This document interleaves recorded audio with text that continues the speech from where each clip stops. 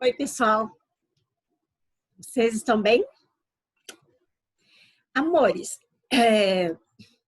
nessa semana nós teremos nossas avaliações, né? Eu falo nossas, porque são vários professores, mas vamos detalhar, então, a minha disciplina, a nossa disciplina, a geografia, certo? Então, o que nós vamos ver? O que nós estudamos, a gente vai fazer um apanhado geral.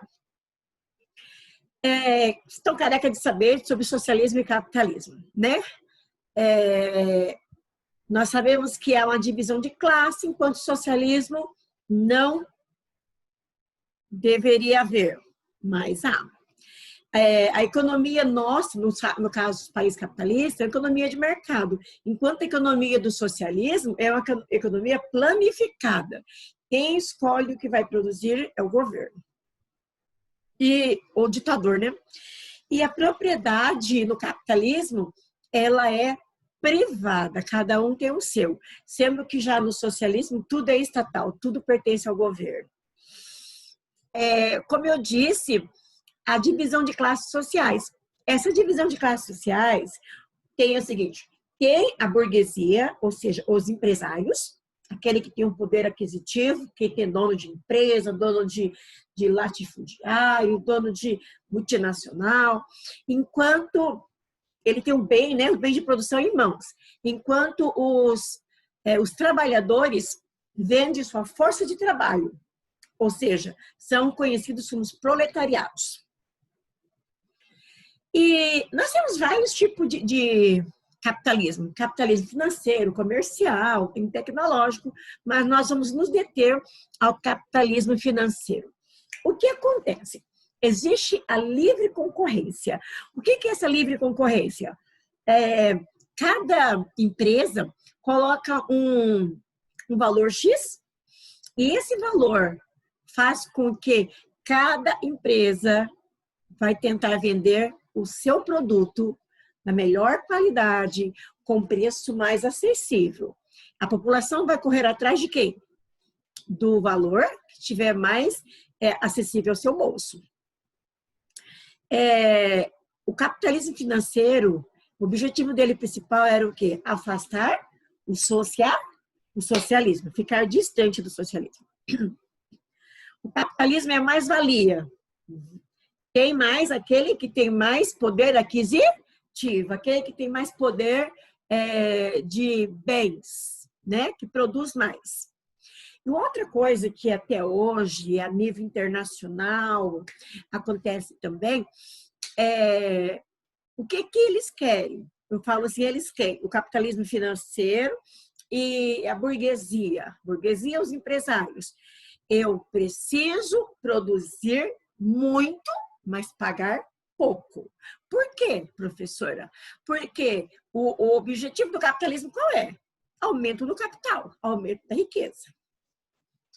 Karl Marx, ele é o cara, é um pensador, é um filósofo, que a grande preocupação dele era o sofrimento do proletariado, ou seja, dos trabalhadores. Os trabalhadores trabalham muito e ganham pouco, né? O objetivo, então, era que a produção não ficasse só na mão dos capitalistas, ou seja, da burguesia. A produção também tinha que ser distribuída de maneira igualitária. Qual é a diferença do socialismo científico e do real? Vocês conhecem muito o real. Eu tenho certeza que, no caso de vocês, conhecem os dois, principalmente esses dois aqui. O socialismo científico era o objetivo de Karl Marx e Frederico Engels. Qual era esse objetivo? Foi na época, na verdade, na época da Revolução Industrial. Como o capitalismo estava em auge, Karl Marx e Frederico Engels, pensaram no seguinte: nós precisamos manter o crescimento econômico, mas nós temos que fazer com que a população, de maneira geral, ela tenha poder de crescer também. foi quando houve como proposta o fim da propriedade privada. Ou significa, o governo vai estar trabalhando juntamente com o povo. Todos têm o mesmo direito. Divisão das classes de forma igualitária. Como falei, todo mundo tem o mesmo direito. Não há essa divisão. Classe alta, média e baixa. Era para ser todos no mesmo nível, no mesmo patamar. Outro detalhe, já falei, né? Fim das classes sociais, governo nas mãos do povo. Então, se era um objetivo nisso, foi no período da Revolução Industrial e depois percebeu-se que a ditadura, ela entrou no socialismo real. De que maneira? No socialismo real, a ditadura foi assim, implacável. Como assim? Por quê? Toda a população que trabalhava diretamente ligada ao governo, eles tinham, não, eles têm todo o privilégio. Por que você fala que tem? Porque nós temos 5 países que são socialistas, né? Ainda. Quais são os 5? Coreia do Norte, nós temos Vietnã, Laos, Cuba e China. Então, assim, o que acontece? Não houve divisão de classe social. Houve? Claro que houve. Não era para ser igualitário, todo mundo junto? Com o mesmo direito a propriedades, mesmo direito a crescimento econômico? Sim. Mas, em contrapartida, são um governo totalmente autoritário. Você não pode, em hipótese nenhuma, discutir os tipos de regras de política deles, porque há censura. Essa censura te leva a ser presa ou algo pior, né? E é o único partido. Partido socialista, comunista, pronto, acabou. Você não tem discussão. Aqui eu já falei um pouquinho antes, né, do socialismo científico, avanço de luta das classes sociais. Continuando aqui, a gente sabe que isso aconteceu, o socialismo aconteceu no período da Guerra Fria. Iniciou, na verdade, muito antes, porque o socialismo iniciou em 1922, quando a Rússia deixa de ser Rússia e vem a ser União da República Socialista Soviética. Então, o que acontece? Nesse período aqui, só para que relembre, o capitalismo lá do lado dos Estados Unidos, do lado ocidental, e do lado oriental está a ex-União Soviética. Antes do socialismo realmente ser adotada pela Rússia, ou Federação Russa, havia muitos conflitos. A população, no período dos czares, a população não estava satisfeita em hipótese nenhuma. O último czar foi Nicolau II. Ele não tinha objetivo, porque ele era muito novo, só tinha 26 anos. O seu pai faleceu e ele foi obrigado a assumir o poder. A população tão insatisfeita por falta de alimentos, por viver em lugares salubres, né? Falta de emprego, vivia na miséria. O que acontece? Greves. As greves eram massacradas, as pessoas que estivessem em greve. Houve um determinado dia que eles foram em frente do Palácio de Inverno e todos que ali estavam foram orientados pelo exército, né, os militares, a matar todos, a fuzilar todos. E a população também se revoltava, inclusive mais tarde o exército também, porque na Primeira Guerra, quando eles inseriram na Primeira Guerra, eles foram despreparados. O czar não queria nem saber. Mandou e pronto, aderiu. Ele só retirou a população de lá. Muitos estavam morrendo. Morrendo de quê, Pro? além do frio que passavam, porque eles não tinham roupa adequada, né? Eles não tinham alimentos adequados, eles não tinham armamentos adequados.